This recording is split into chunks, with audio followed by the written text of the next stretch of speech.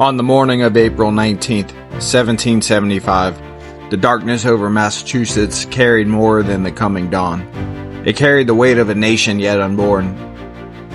For years, tensions had grown between the American colonies and the British Crown. The people had petitioned, they had protested, they had endured. Yet the hand of government continued to tighten. Then came the order. British troops marched from Boston toward Concord. Their mission was simple: seize colonial arms and powder, disarm the people. Crush resistance before it could rise. But word traveled swiftly through the countryside. Men left their beds, farmers left their fields, blacksmiths laid down their hammers, fathers kissed their families goodbye and took up their muskets. These were not professional soldiers, they were ordinary Americans, yet extraordinary times demand extraordinary courage.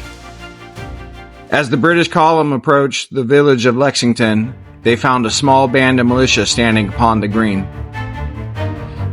77 men outnumbered, outtrained, yet standing.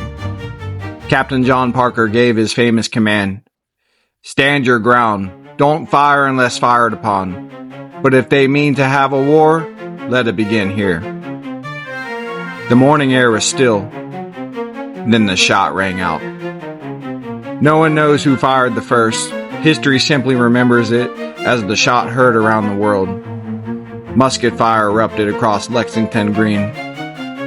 When the smoke cleared, American blood stained the ground. The first patriots had fallen, but the spirit of liberty would not fall with them. The British continued to Concord. There they encountered growing resistance. At the North Bridge, colonial militia stood together and faced the King's troops. For the first time, Americans fired in organized resistance against British authority. The message was unmistakable. The people will not surrender their rights. The people will not be disarmed. The people would stand. As British forces began their retreat toward Boston, thousands of militia poured from the countryside. From behind stone walls, from forest and fields, in every road and hill, the march back became a running battle. What began as an expedition ended as a warning. America had awakened. The farmers had become soldiers. The citizens had become defenders. And the new nation had taken its first breath. Lexington and Concord were not the largest battles of the Revolution, but they were amongst the most important. For their ordinary men proved that freedom is not preserved by words alone. It is preserved by courage, by sacrifice, by the willingness to stand when standing is costly. The echoes of that April morning still speak today. They remind us that liberty is precious, that duty belongs to every generation, and that sometimes the course of history is changed by men willing to stand their ground.